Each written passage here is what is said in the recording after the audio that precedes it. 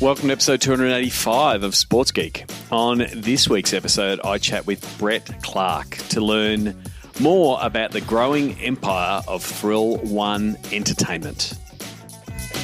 Welcome to Sports Geek, the podcast built for sports digital and sports business professionals.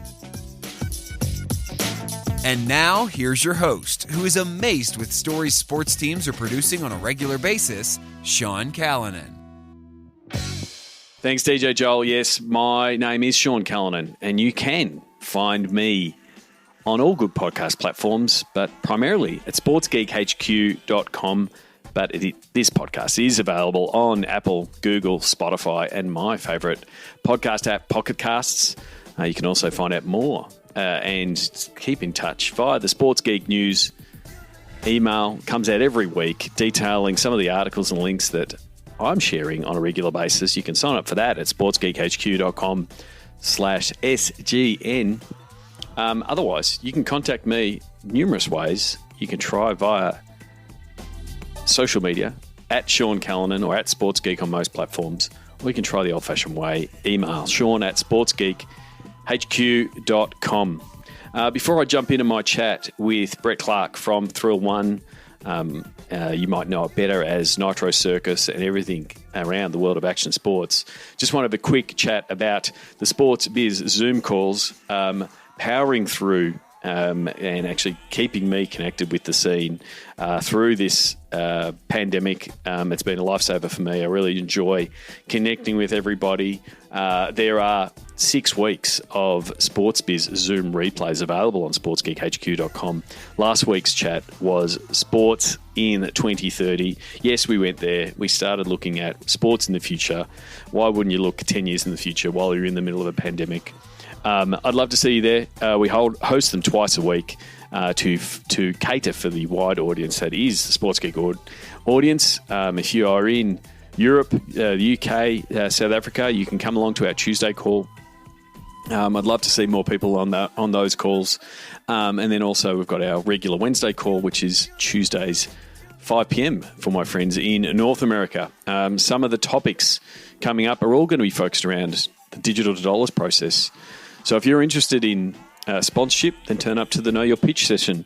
If you want to understand more about digital rate cards and valuing your digital, come to the Know Your Value session. Do you want to know what platforms are providing attention and value and what you should be doing on those platforms? Then come to the Know Your Distribution session. If you want to learn about how we go about building a content franchise that engages and is easy to sell, then come along to Know Your Content session.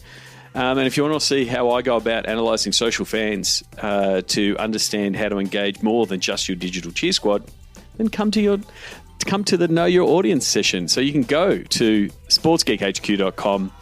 There's a link there that says join me on the Zoom calls. sportsgeekhq.com/Zoom calls is directly there. That's how you can RSVP.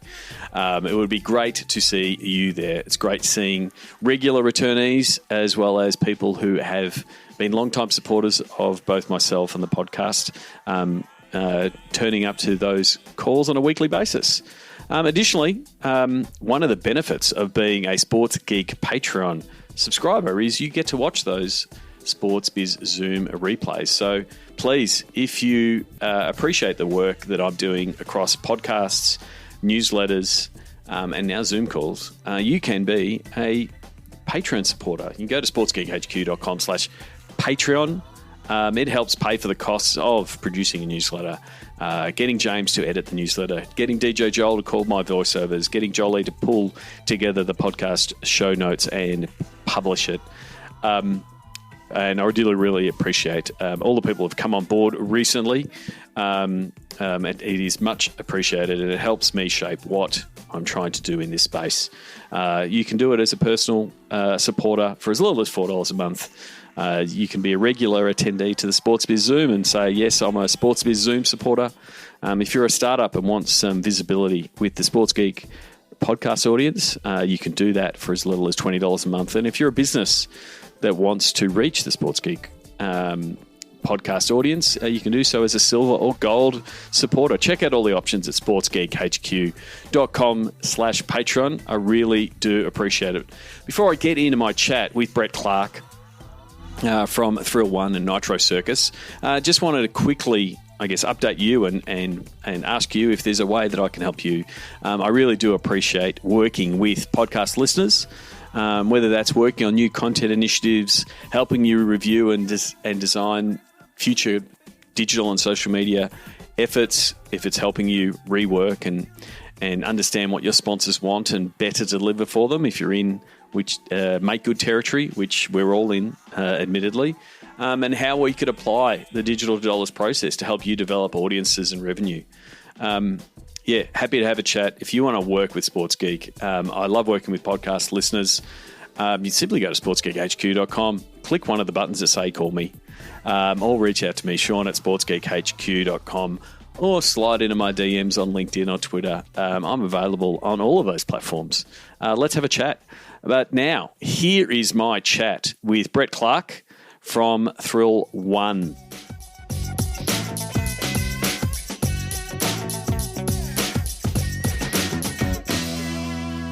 Very happy to welcome the Chief Commercial Officer from Thrill One Sports and Entertainment, Brett Clarke. Welcome to the podcast. Thanks, Sean. Great to be here. So we've known each other for a long while, and so I know your backstory, but I want to share that with the audience. How did you get your break into the world of sports?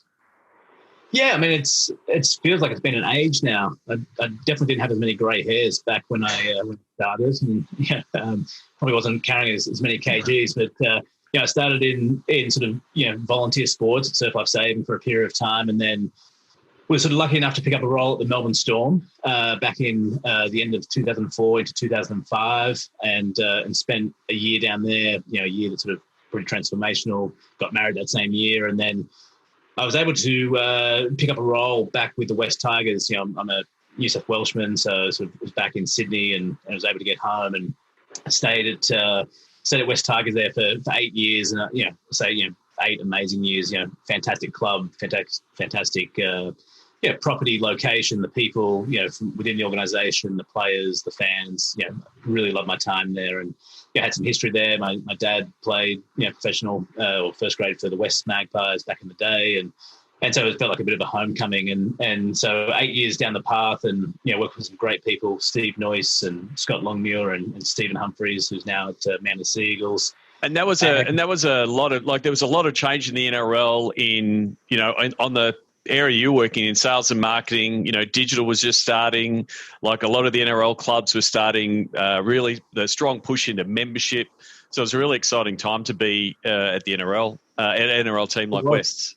Yeah, no, it was. I mean, it was a unique time, right? It was the time when the club network first started, and the club websites were sort of a a bit of an add-on, at some point, at the time, and then the NRL, and I remember the team there, put forward the club network, which was fantastic. Membership started, and I can't. It's probably where my grey hair started to come from, but we had playing out of 4, in some years 5 home stadiums, and trying to run a membership program, where people have a seat for a single game and then move to the next stadium, and same again. So it was a good time, transformational time, both I think on the field and off the field, and it really set me up for then the next phase of my career. And I was headhunted to join a company that was called Nitro Circus at the time, and I remember I was on the way to a press conference we were doing, and I called in to meet someone I'd known, the CEO at Nitro Circus, Michael Porrer, and I sat on his balcony. I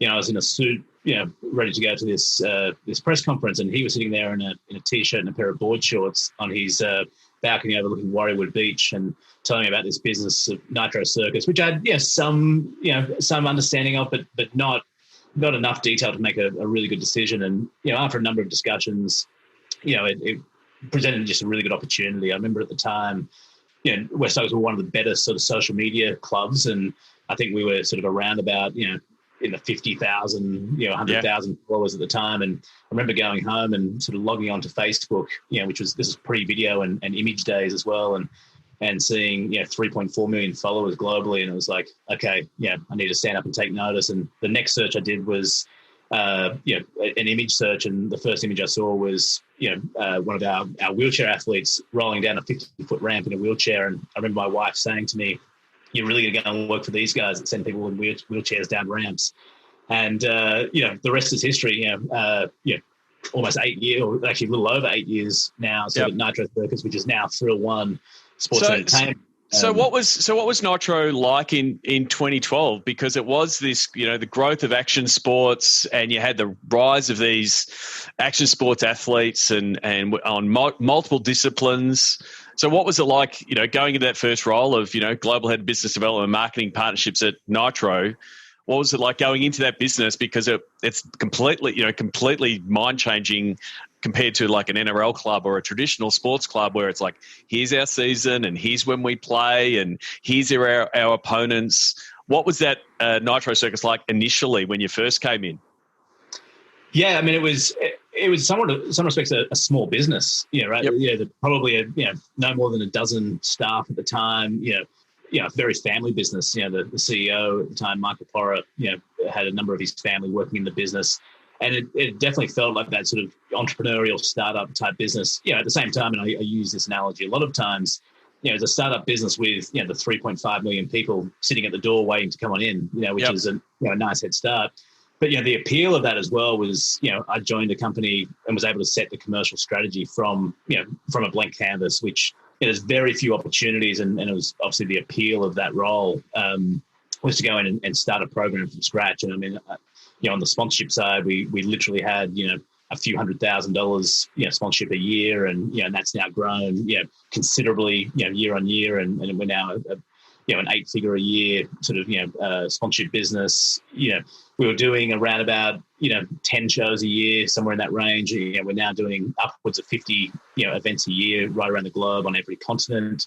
We're producing countless hours of media content. So it's been really, enjoyable to sort of be part of a business that has, literally started from a family business in, we talk about a small company in Mona Vale, which is now sort of taking on the world. I remember the day we actually performed at Madison Square Garden, and we sold out literally every single seat and standing room only. And it was one of those sort of moments that I think you sit back in your career and you say, okay, we've made it. The world's most famous arena, we've sold it out. And you stand in the middle of the floor. Truth be told, at that day, I actually was down the show floor, and in the middle of our show, one of the bikes went astray, and I went out to actually move the bike before the rest of the athletes came down. I actually tripped over one of our mats on the floor and slid across the floor, and that's my only performance at Madison Square Garden is a fail and end up with a broken finger. So it was quite the ride.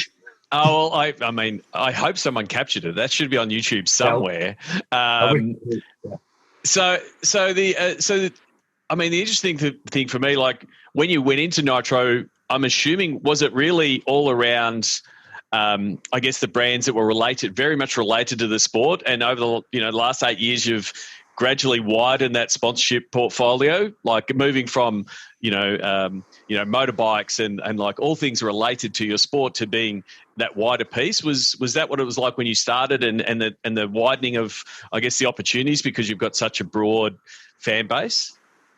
I think action sports is an interesting space, and still to this day, and it's part of why we're now Thrill One Sports Entertainment. We've brought in other properties. Action sports is a very sort of deregulated structure. There is no governing body. There's no NFL, NBA, FIFA type structure. So what we knew we had the best talent in the world. We had a great product, and it was a matter of sort of putting all that together.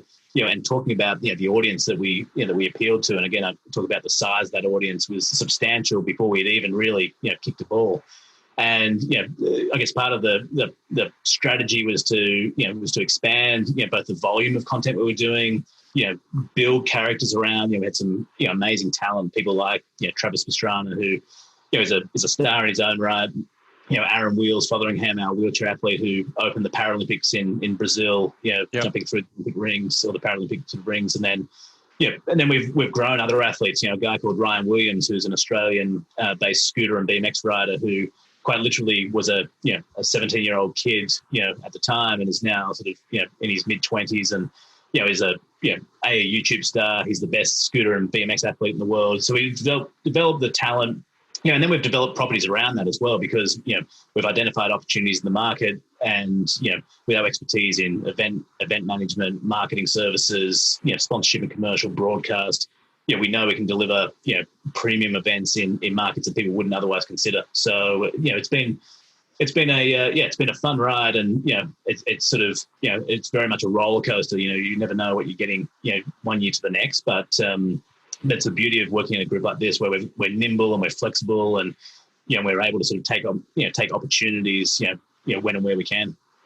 I mean, one of the things we've seen over the past 10 years, and even more so in the last couple of years, is this rise of the athlete media and the athlete as a content producer. And the ones that get a lot of publicity are the NBA stars that are setting up their own production companies and their own media entities in their own right. But like the action stars were really early adopters in that space. Like they fueled the growth of things like GoPro, and they were producing their own videos. How different coming from traditional sports and working with athletes and these action stars, how different are they when it comes to like leveraging digital and understanding their own platforms and being content creators themselves as well as athletes? Yeah, I think there's a couple of things that are unique, right, in our space, in that we own the media. We produce the media, we distribute the media, and we own long term the media. Unlike traditional sports, which are part of a bigger sort of conglomerate of brands and properties and franchises. So that's a big advantage, that we don't have to tippy toe around sort of rights considerations. The second part is the talent, content creators and their mindset. I think action sports as a property or an industry is really born out of that sort of viral video nature. I think if you think back to the original YouTube videos, there were those, wow stunt moments, and so that's naturally where this is this property and this industry has evolved from. So that's a good starting point.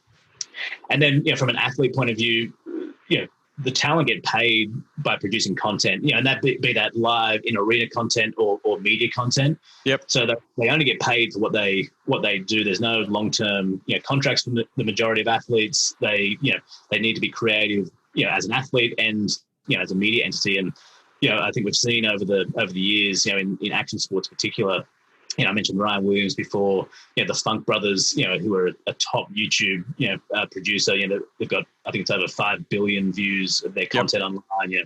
People like Tanner Fox, these guys are born and bred in the media space. Ken Block, is a good example, with the Gymkhana series. He founded, obviously the founder of DC, and the Gymkhana franchise was all built around that sort of viral content as well. And he's now 10 Gymkhanas in, and a couple of billion views around that franchise alone. So I think there's like a natural gravitation to content creators and being creative and and selling that wow factor. I think in most sports, people think they can sort of participate and do some part of that. I could think you could shoot a basketball, maybe not as good as the NBA players, but you can play football to a certain extent. A lot of the stuff that these guys do is beyond the realm of people's thought process. You're never going to go and jump into the Grand Canyon on a motorcycle with a parachute on your back. You're going to launch yourself off a cliff face in Jamaica on a BMX bike, and that's the unique factor that these guys have that appeals to the mass audience as well. And is that the natural progression of Nitro Circus to Thrill One Sports and Entertainment? Like what is Thrill One Sports and Entertainment? What's in the remit of what you're covering with that business?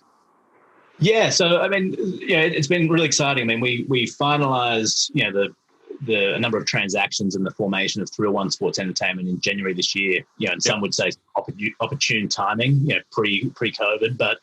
Again, as I said before, we identified, there is a deregulated sort of structure in action sports, and there is no sort of vertical integration, in the space. So, we've got great investors. Our lead investor is the Rain Group, based in New York, and they just identified with us an opportunity to, expand, the ecosystem in, the thrill-based sports and entertainment category. So.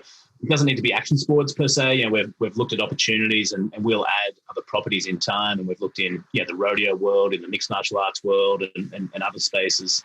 All with the mantra of thrill-based entertainment. And that can be sport, that can be media, that can be anything. So, what we did in the first instance is we took Super Jacket Productions, which most people would know by Rob Dyrdek, the sort of professional skateboarder, and he's produced Ridiculousness, which is going on, I think, something like 16 seasons now. And they're producing upward of 140 episodes of content of ridiculous a year for MTV. They're responsible for 50% of MTV's ratings a year in the US. So you think about the scale of just how big that property is. They've got great talent. I mean, the talent that comes through that show, week to week, are the A-list, sports and media talent, in the world. Yep. So we brought them in on the media side to have a fully functional media division, and then we also purchased Street League Skateboarding, which obviously Rob himself was involved in that. He founded Street League Skateboarding, but that was the first. They're the first professional skateboarding league in the world, and they're also the official qualification pathway for the Olympics. And we look at the Olympic trends, with skateboarding, BMX, surfing, the action sports trend. We thought that was a nice position to own a category and genre. And it was also probably the weakest category in action sports, in the Nitro family. So it was a nice, a nice sort of, property to sit alongside, the other properties. And that's, it gives us, extreme audience reach. I mean, we now, with the properties combined, are 38 million social followers combined. I mean, you look at the likes of, Rob Dyrdek, Travis Pastrana, Nyjah Houston, people like that in that family. And, in case of their 5 times, the Mike Trouts and the Aaron Rodgers and, people like that of the world, Ricky Fowler, in the PGA world. So these guys and the talent are, guys and girls, people like Letitia Buffoni, they're legitimate stars in their own right. And going back to what we said before, they produce amazing content all the time, and they're very engaging with their fans. And I think that just as a general, sort of rule of thumb as well is that, what I've found coming from professional sort of stick and ball sports, and this is, no slight on the amazing footballers I've worked with over the years, but the accessibility and the openness of the action sports stars, it's been really, really amazing to see. And I think part of that is driven by, the kid sitting in the crowd at one of our Nitro Circus shows. The path to riding in that show is a lot easier to achieve than it is, in professional stick and ball sports. So we've seen the case where one of the guys in our show was literally the year before being sitting there as a paying ticket holder and a fan to join the circus, quite literally. And so the aspirational nature of the business, and the accessibility to these people, they're riding on the motocross track or the skate parks where you and I could be riding as well, and that's that I think helps the growth of the business.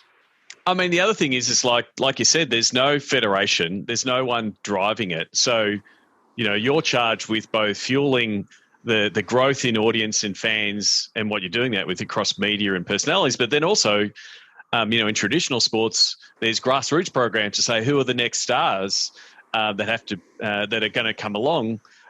You've got to drive that as well. So how do you try to reach those next, whether it's a skateboard star, BMX star, motorbike star, anyone in that space? How do you try to reach them, engage with them, and potentially identify them? I'm guessing that's part of what you have to do as well to find out who the next stars are and make sure there is new people coming through. Yeah, it's been a big focus, to be honest, in the last probably I'd say 12 to 18 months. I think with the likes of Travis and the Tony Hawks, and you think of some of those iconic action sports stars, they are starting to get a little older. So identifying who are those next stars to come through, it's been sort of a key focus for us. We did a really good created a really good partnership with Hot Wheels, the number one boys toy brand in the world.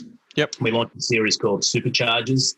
And that has a number of different layers, but the baseline layer for that partnership or that program is a bunch of action sports events around the world. So we literally in a number of probably 6 or 7 markets in the world, we conduct these grassroots events that anyone's kid, anyone up to the age of about 14 can come and participate. It could be literally their first competition they've ever participated in, or they may be that semi-pro, and we have different categories. But it gives them a chance to ride in a competition, be exposed to the Nitro Circus family, and we identify talent there, but also get to ride in the same skate park or the scooter park or the BMX course that the stars are riding, because our stars come along and they're the judges on those events. And then we're producing content with Hot Wheels. We're doing clinics, and then that ladders up into the Junior World Games, and we bring together each year in 4 different disciplines 16 of the world's best athletes to compete for the effectively the Junior World Championships of action sports. So that helps us identify talent. And then just recently, in the last actually in the last 6 months, it's been one of those COVID sort of programs and sort of initiatives. We launched a program called Daredevil Nation, and it's a user-generated content program. And it's been interesting that we have the best athletes in the world producing amazing content, and over the last few months we've seen in some cases 10x the viewership numbers from user-generated content from a 10-year-old kid trying his first backflip on a BMX bike, or a young 7-year-old girl dropping into her first skate ramp for the first time in her life. And it's interesting to see our audience has been conditioned to see this amazing stunts of the world's best athletes perform, have as much traction and probably if not more virality on the content of the user-generated angle as well. So and we've found talent through that program. I mean, again, with the Hot Wheels program, we now sort of manage a number of young athletes that we're sort of planning to nurture and bring through to the system and create the new stars. And that's not just from a sporting point of view. It's from a media point of view. It's from a content point of view. It's from working with partnerships and identifying their own sponsors. So we sort of manage the whole ecosystem for those athletes and try to create not only good athletes, but just good people as well. Yeah, I mean, I saw Daredevil Nation, and it must be a little bit of Back to the Future for you to be like selling a membership again, because that's that's the lifeblood of like a lot of traditional sports, season ticket membership. But because you've got a product in events in different cities, I can't go to every single event. The adoption obviously has been pretty good. A way for you to connect with those fans, because they'd have the same passion for your athletes and your events and the content you're producing that a West Tigers fan would have, watching West. So has it been good to sort of start seeing that getting some traction with Daredevil Nation?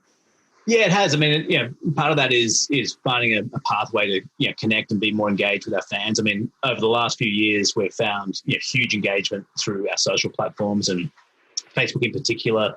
We were one of the first sports properties in the world to do a broadcast deal with Facebook for our live sport, which had great success. Yep. We built a huge audience there, and we engage. The engagement rates are phenomenal. In a given week, we sometimes have higher engagement than the NFL and the UFC and properties like that.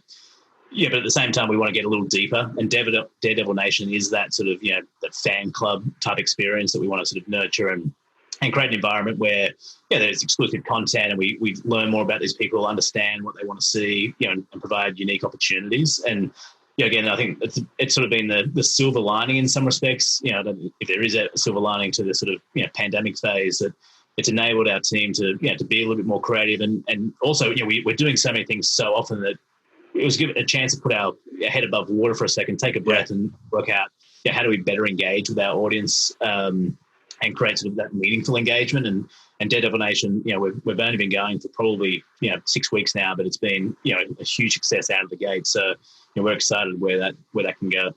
I mean, it is a pretty common theme when in a lot of businesses you're so much on the go of doing the day to day and all the plans you've got, and that there's a whole bunch of projects. We'd like to try that.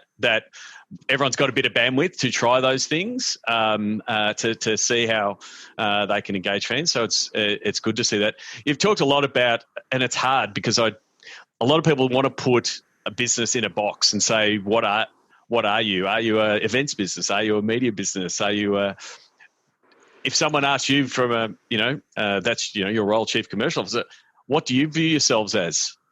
Do you not put yourselves in a box? We don't put ourselves in a box. We're our own box in some respects. We're a sports company, and that's been one of the evolutions as well.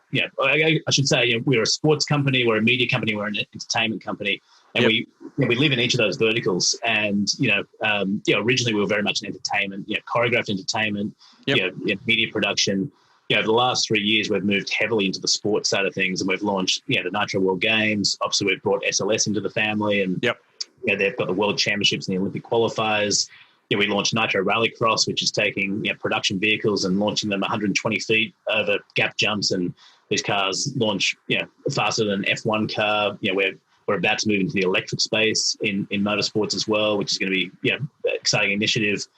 Yeah, and then we're born. Our roots are born in media. The brand was started as an MTV show. Back in 2000. In the 2000s and 2005, I think. And and we're still, with the Super Jacket element of our new business, we're a fully fledged and not even fully fledged, but a thriving media business. I mean, one of the largest producers of content, in the world of media right now. So, we like to sort of use this, one-stop shop in some respects. We can sort in a way be sort of all things to all people, and our audience has changed as well, depending on the property and the platform. We have, when we talk about our touring show, we do research, the research comes back to show, our audience is very much 50-50. In fact, in some cases, we have a higher female audience than we do male audience, and very family oriented as well. It's usually, an average female of 40 years of age with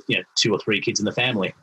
When we move to our social and our content side of things, it swings wildly, 80-20 male and a lot younger as well. So, and then our traditional sports properties, because they live in linear television world, are an older demographic. So, we do sort of pivot, and it's a little horses for courses in terms of the properties and where we've got our strong suits and where we pivot to other properties as well.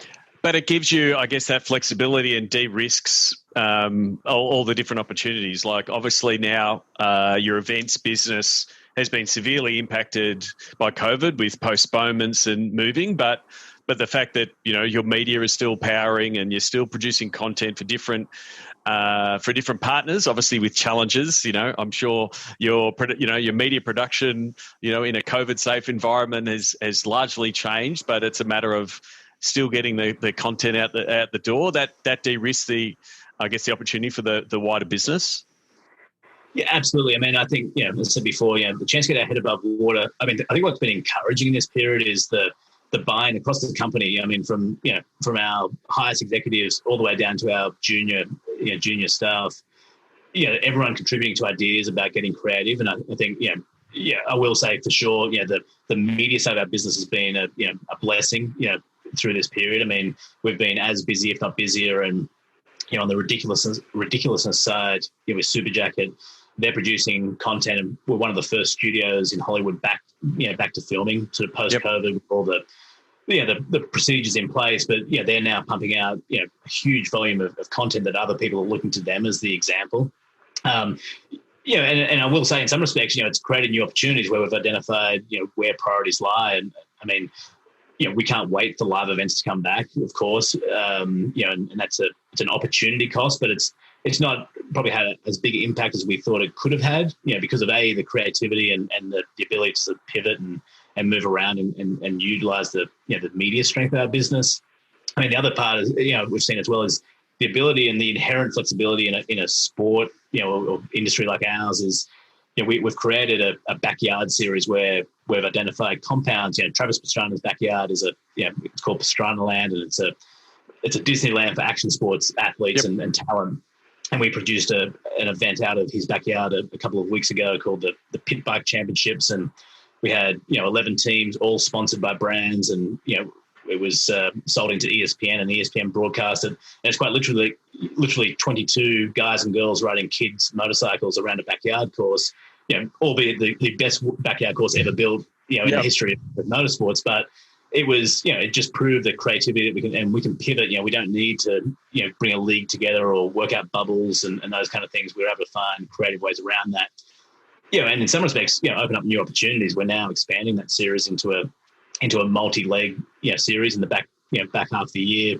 We'll wait to see what happens with traditional sports, college sports, the NFL, those kind of properties, because there's a lot of hours tied up in the media world right now for sports. And in a couple of weeks' time, we're going to find Saturdays very empty on broadcast here, particularly in the US. And I think we've got an opportunity to, again, with that creativity, to find alternatives for the likes of the ESPNs and the NBC Sports and the CBS Sports of the world to provide sort of meaningful content, great talent, great personalities, and then drive tune in as well. I mean, that's the beauty sort of to round out the ecosystem is, we create the great event, we can go and produce it ourselves with our in-house capabilities, with the great talent, the great influencers, but then we can also promote that and market that because we have that 35 million, strong follower base. So we've got inbuilt tune-in opportunities to drive audience to those broadcasters. And that's been reflected commercially. I mean, we've in the last probably the last 2 or 3 months, we've signed over a dozen brand new sponsorship deals at a time when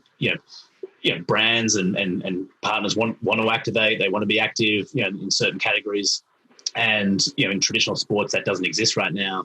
We've been able to find an opportunity where we're actually seeing great increases in our our commercial revenue on the back of sort of being creative and being able to pivot with the times. I mean, that is the, you're not tied down to a media rights deal like a traditional, beholden to the media, the media owner, and this is what we have to deliver. You can actually be agile enough to, like you said, fill some of those spots that will be available, then also be early adopters to new platforms like Quibi. Like, how do you decide like which of those new platforms come up to go? What does it look like? Whether it's you've done work with Facebook, you've done a series on Quibi.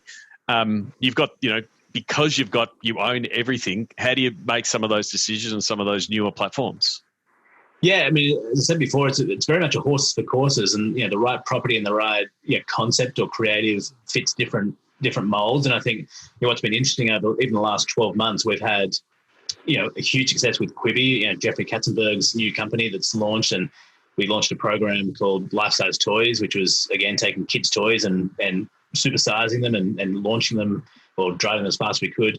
Yep. In the same 12 months, we've also worked with History Channel, which is traditionally a very older demographic, and we produced a live stunt series called Evil Live, where we took Evel Knievel's most iconic jumps and have recreated them or finished the job that he couldn't do. And that Evil Live program was in 2018 was the highest rated show on cable television in the whole of the United States. So we find the right opportunity and the right creative for that property. And I think what's interesting is, again, because we're not tied to legacy deals or, not to say that's we'd love to have legacy deals and we'd love to have a $1 billion rights deal and those kind of things. But we also know where our audience lives. So, as I mentioned before, doing a broadcast deal with the likes of Facebook or a Twitch, an Amazon, design, we know that our audience lives digitally, and we can create content that's meaningful, that we can drive audience, we can drive subscriptions for those kind of people as well. So, we again, without sort of being a all things to all people type approach, because we need to be targeted, we know that we can pivot and create opportunities for for networks and media entities around the world. So one of the questions I had, how do you create that, because you're very agile in nature and you can deliver anywhere. If someone said, hey, we've got 6 hours next Saturday, do you want to be part of it? You would most likely say yes. But how do you have your conversation with your sponsors, who a lot of the time go, here's all the things we want, tell us what it is, we want to plan it. Like, how do you have that flexibility with your sponsors to say, hey, next week we're on ESPN for 6 hours. Are you involved? Like, how does that conversation happen with your partners? Yeah, I mean, it's like they don't love it at times. To be brutally honest, I mean, we've got a great group of partners, and majority of those partners are on board for multi-year agreements, and the majority of what we do is on a set schedule. What I think, these sort of opportunists, we call them that, programs or initiatives that come up, actually is almost in some respects a way to bring in new brands. So we find people that have got, it's a tactical campaign in a certain window, or it's a product launch or whatever it may be. And normally most of our sponsors and our partners support those programs as well, whether they add it on or we pivot from something else. I always like to say, the agreements are made for divorces, not marriages. And if we've got a great opportunity for our partner, and there's another benefit in their agreement that's due to come down the line in 2 or 3 months, but this is a better opportunity, then we'll pivot and let our partner shift that asset. We're not long-term agreements and it's the letter of the law. We want to work with our partners. I mean, that is the very notion of partnership, right? Is to create opportunities, and appeal to their audience. So that's our focus. But we've seen this in the last sort of 6 months. These sort of unique opportunities that pop up, and you're right. I mean, quite often it's a call. We had one this morning where we've popped up with 2 or 3 different ideas, and we'll deliver those before the end of this year, which didn't even exist before 9 a.m. this morning. These will end up on broadcast, and that just creates new opportunities to bring new brands into the family. And we work with we know what brands want to achieve, and sometimes sometimes those concepts are driven to achieve those brand objectives, where we'll say we have a brand, brand X is looking to achieve, Y, in Q4, what can we create to do that? In some cases, we'll literally go and create a program that goes and lives on ESPN. And I think there's a company called Tractor Supply company here, which is a more of a rural Home Depot or a Bunnings type of concept. And we literally created the pit bike championships that they were presenting rights sponsored, to take advantage of the rural nature of the event. All the product that was used to build the track was from Tractor Supply.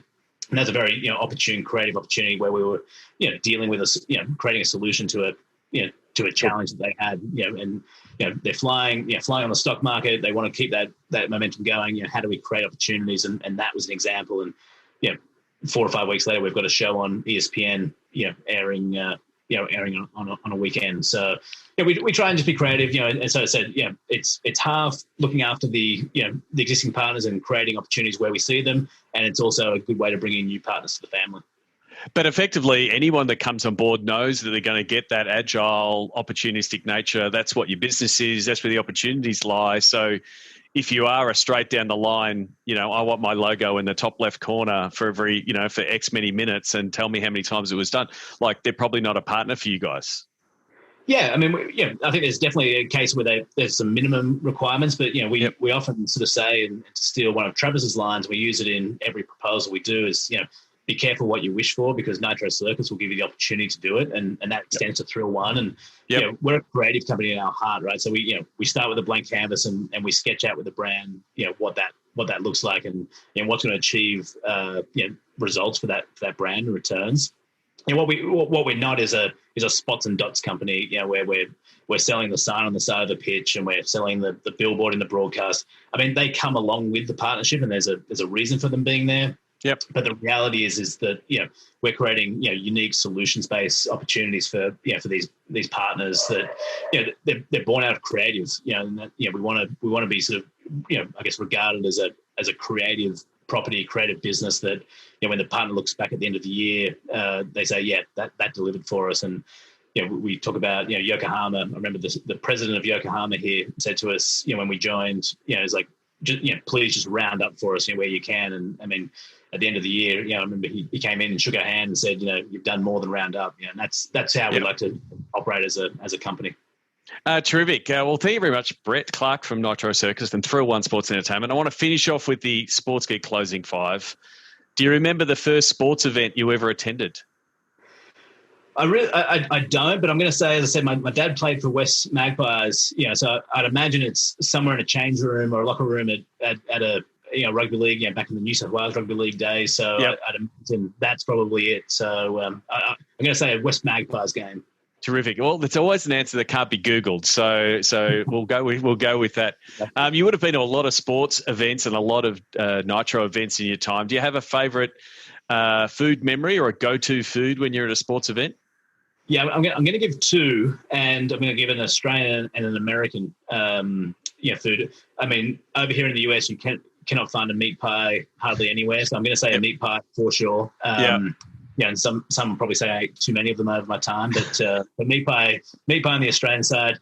Yep. And I was lucky enough in the year that the Cubs won the World Series to go to Wrigley Field, and had a Chicago dog at Wrigley Field, and I can say that's at the top of the tree here in the US. Yes, I've had a hot dog at Wrigley, and I could vouch for that recommendation.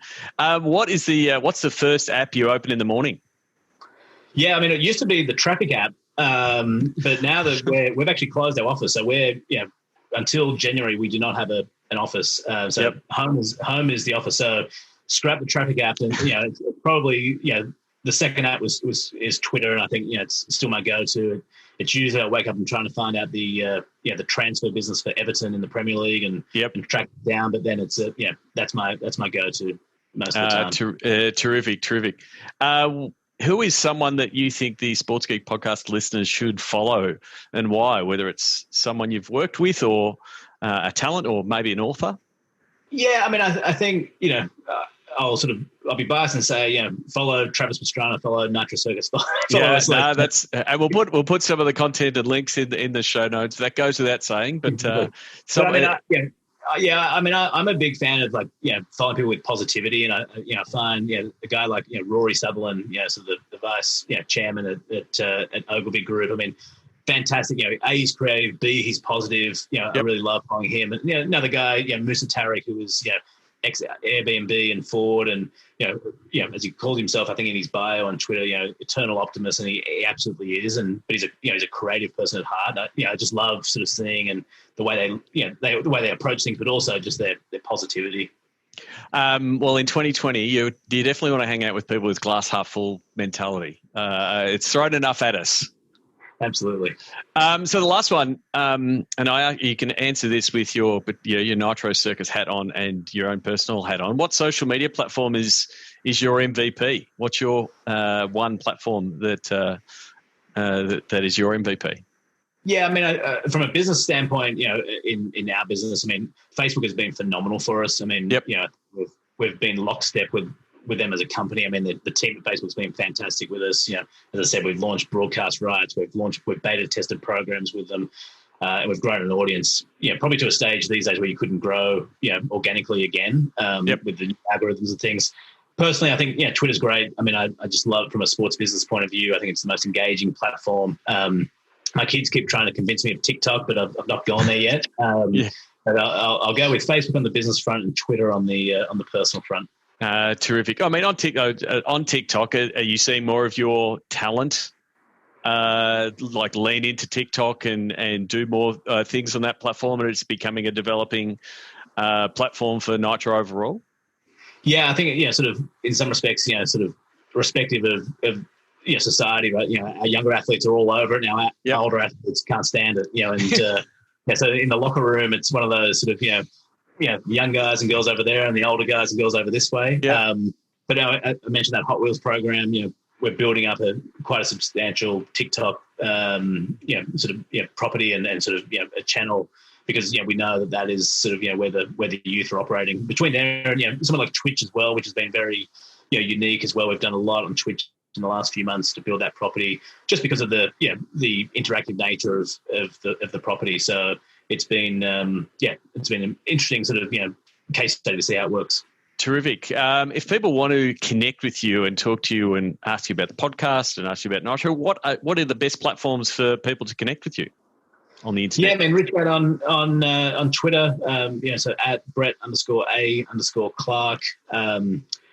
Or anyone's welcome to drop me an email as well, brett@thrill1.com. All right. Well, we'll put your links to your Twitter and your LinkedIn in the show notes. Thank you very much for taking the time. Appreciate it. And hopefully, when travel is allowed, we may be able to catch up for a beer in your part of the world or my part of the world at some point in the future. I'd love to get home. I guess a little tidbit is I'm probably the only Australian that doesn't drink, and people look at me strange over here in the US when they say I'm Australian. So I'll catch up for an orange juice, but a beer. But I'd love to get home sometime soon. Definitely. Thanks a lot, Brett. Thanks, Sean. Cheers. Find out more about Sports Geek's Digital to Dollars process at digitaltodollars.com. We'd love your support on our Patreon campaign. Go to sportsgeekhq.com/Patreon. Thanks again to Brett Clarke. You can send him a tweet, Brett_A_Clarke with an E on the end. If you listened to last week, we had Catherine Clarke with no E, and this week we have Brett Clarke with an E. Very important, but send Brett a tweet or connect with him on LinkedIn. And please, when you do so, tell him that you listen to the podcast so he knows where you're coming from. I really do appreciate Brett sharing his time, telling us a little bit more about the Nitro Circus, Super Jacket, skateboarding, everything they're involved in. An absolutely powerhouse of a business. So really do appreciate him sharing his thoughts on the event business, the content business, and the facts that I think more sports businesses will go into this undefined category of don't put us in a box. Every company will become a media company. Every sports company will continue to be an events company and an experience company. And I think more sports will follow that lead. So yes, please connect with Brett. I guess the last couple of things before I wrap up. I mentioned it on last week's pod. If you are being displaced, out of work, trying to figure out what's next, your life has been thrown through a bit of a loop thanks to the C word. Not even going to mention it anymore. We get to hear about it enough.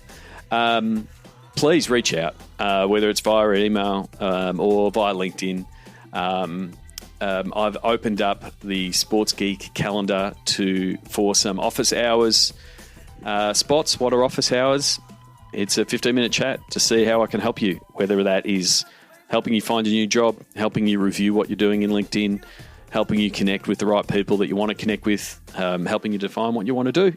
I've been lucky enough to go through a few different iterations of what my career looks like over my career as a geek, IT developer, a TV producer, radio talent, stand-up comedian, esports owner, team owner. So I've had a few roles. I'm a man of many hats. So I'd like to share the experience of my hat rack is probably a good way of explaining it. So go to sportsgeekhq.com/office hours if you want some help in that regard. I'll do my best to connect you with the opportunities and give the advice that I can give from my experience. And then likewise, if you are in a position trying to figure out what your new business looks like, what your team and resourcing position looks like after potential cuts and the pressures that COVID has put on. There you go. I've said that in that name. I really should get James to bleep that, but apologies. But if you are restructuring your business and trying to figure out how it's going to work from 2021 onwards, again, happy to have a chat and see how one Sports Geek can help, but then also how I can potentially connect you with some of these talented people that are now available. So if you're trying to figure out how you're going to cater for your digital, commercial, content production, marketing, ticket sales, sponsorship problems in those areas, please reach out. sportsgeekhq.com/phone call allows you to book. That's it from me for this episode. Thanks again to my guest, Brett Clarke from Thrill One Sports and Entertainment. Please connect with him. If you need anything from me, go to sportsgeekhq.com. There'll be big buttons there to either organise a time to chat. There'll be information on the Sports Geek Amplify series. If you're a solution provider or a sports tech provider into the world of sports and you want to reach the Sports Geek audience, the Sports Geek Amplify series is what I am building, and it's in pre-production for that exact need. But I'd also love to see you on the next Sports Biz Zoom calls. You can go to sportsgeekhq.com/Zoom calls. I say it enough. You should know that by now. And RSVP every week. And I really do appreciate the people who do RSVP every week, because it's been a great way to stay connected during this lockdown life that many of us are living right now. Until next episode, my name is Sean Callanan, and you've been listening to Sports Geek. We'd love your support on our Patreon campaign. Go to sportsgeekhq.com/Patreon. Want to help drive more revenue from your digital efforts? Book a time for a call. Go to sportsgeekhq.com/phone call.